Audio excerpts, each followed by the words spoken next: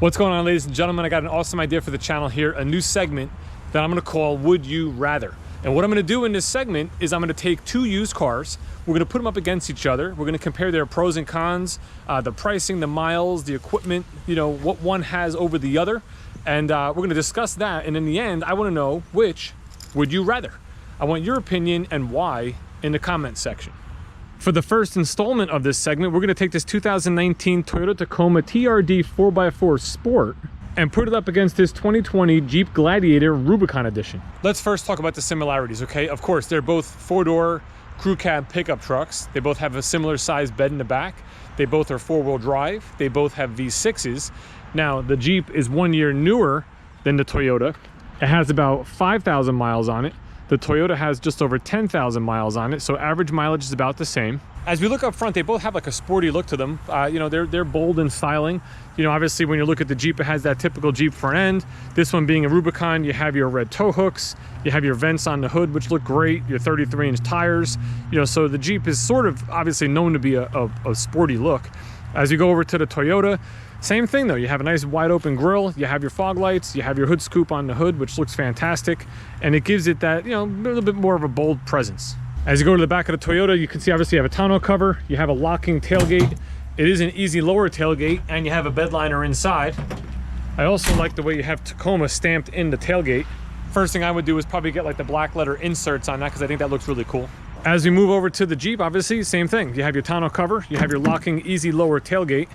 This also does have the bed liner inside. And here you already get the black letters on the tailgate, surrounded in red because it's the Rubicon, and your red tow hooks.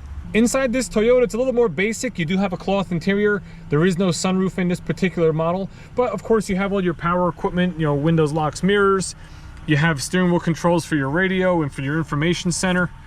You have a nice touchscreen radio. It's gonna obviously have a backup camera. It does have push button start, your shift on the fly 4-wheel drive, and some air conditioning controls. Pretty standard for your normal pickup truck interior. In the second row seat here in the Toyota, you do have a seat that can lift up. You have some storage underneath the seat, and you have the ability to fold the seat down. Let's see if I could do this here. The headrest sort of gets in the way, but once you fold it down, you have a nice little load floor here. Even comes with a first aid kit. Overall, I think the Toyota is a great truck, a great value. You kind of get everything you need in the vehicle without having to pay for all the extras that maybe you don't want. Inside the Jeep Wrangler, you just have the cool factor. You know, this also has a cloth interior just like the Toyota does. You know, it being a Rubicon, you have the red dash panels, which look fantastic. This is a bigger and what I feel is a nicer looking screen when compared to the Toyota. You know, this just gives you a real nice, just a fun feeling when you're inside it. It has all the same type of amenities, like of course power windows, power locks, all that sort of stuff, just like we saw in the Toyota. The big difference here is you have things like locking differentials, you have sway bar disconnect, you have things that are making this vehicle a lot more capable for off-road use.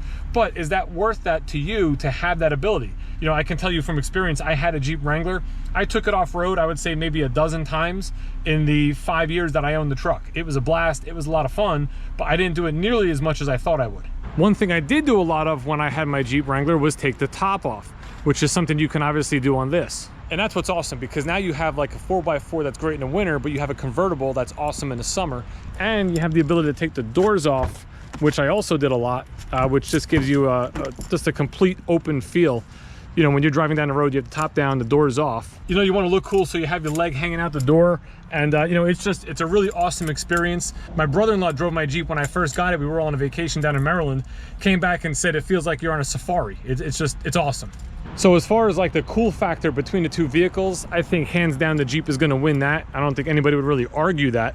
But is it worth paying the extra money for? So with everything we've heard, this Jeep we're actually selling for $46,997. And the Toyota we're selling for $37,997.